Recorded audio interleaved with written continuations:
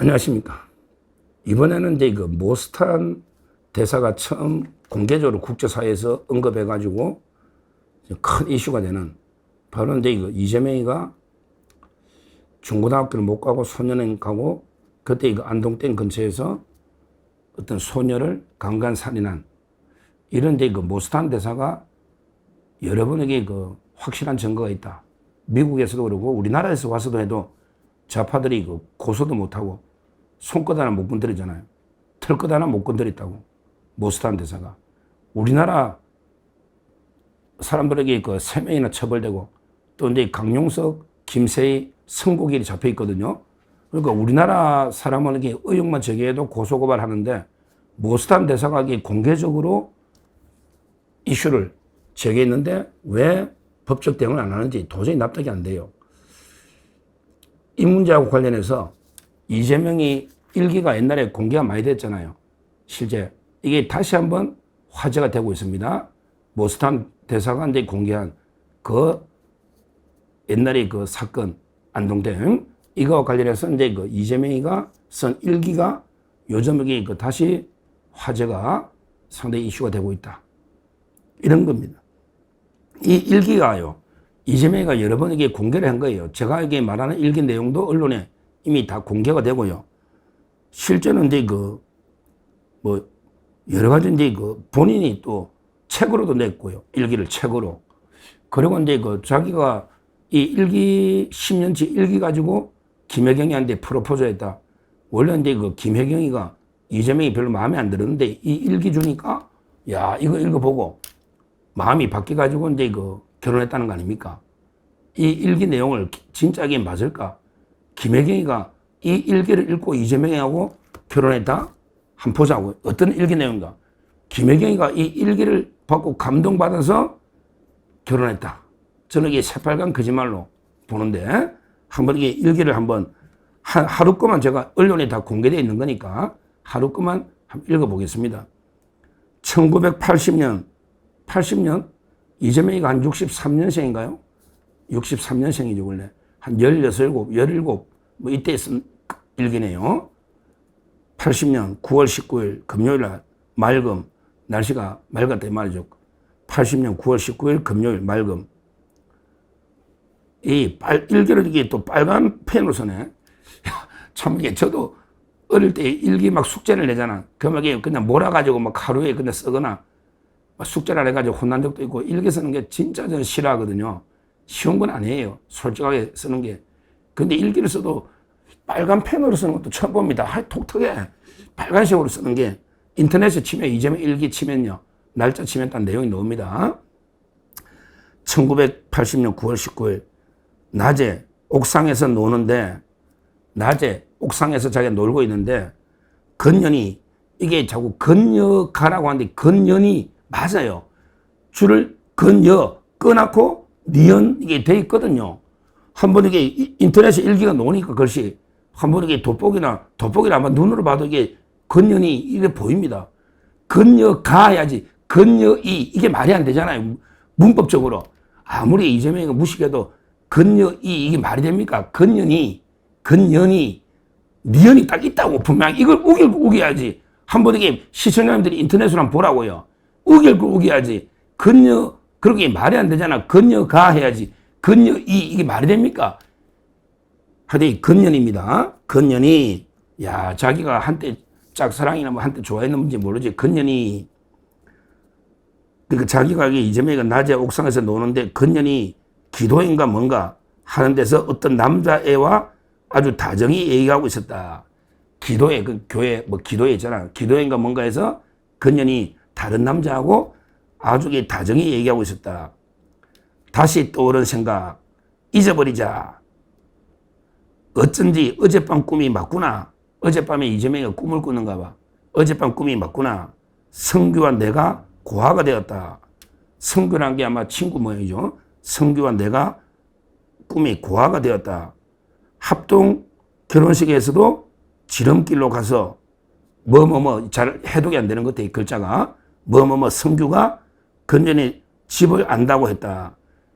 그러니까 성규가 지름길로 합동 결혼식에서도 지름길로 가서 성규가 근년에 집을 안다고 했다. 이게 무슨 말인지 문맥이 내용을 모르겠어요. 거기에 가는 데는 고난의 길이었다.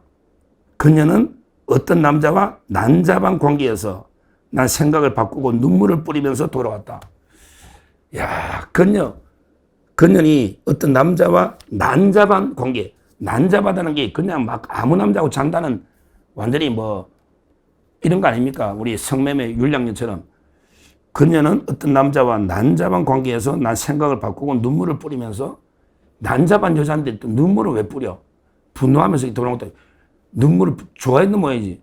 근데 기도해서 딴 남자하고 있는데 어젯밤 꿈에 뭐 그 여자에 대해서 안 좋은 꿈을 꾸는데 그러니까 이제 그 어젯밤 꿈이 맞구나.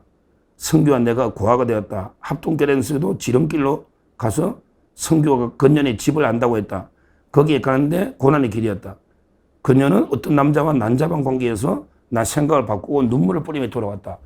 이게 뭐 문맥이 앞뒤도 뭐 무슨 말인지도 모르겠는데 일기라는 게 밤에 뭐 어떤 꿈을 꾸는지 뭐 안 좋은 그 여자에 대해서 안 좋은 꿈을 꾸는데 그게 꿈이 맞구나 이러면서 그녀가 그녀니 난잡한 남자 관계가 난잡해서 나에게 그 눈물을 뿌리며 돌아왔다 잊어버리자 뭐 이런 이야기잖아요.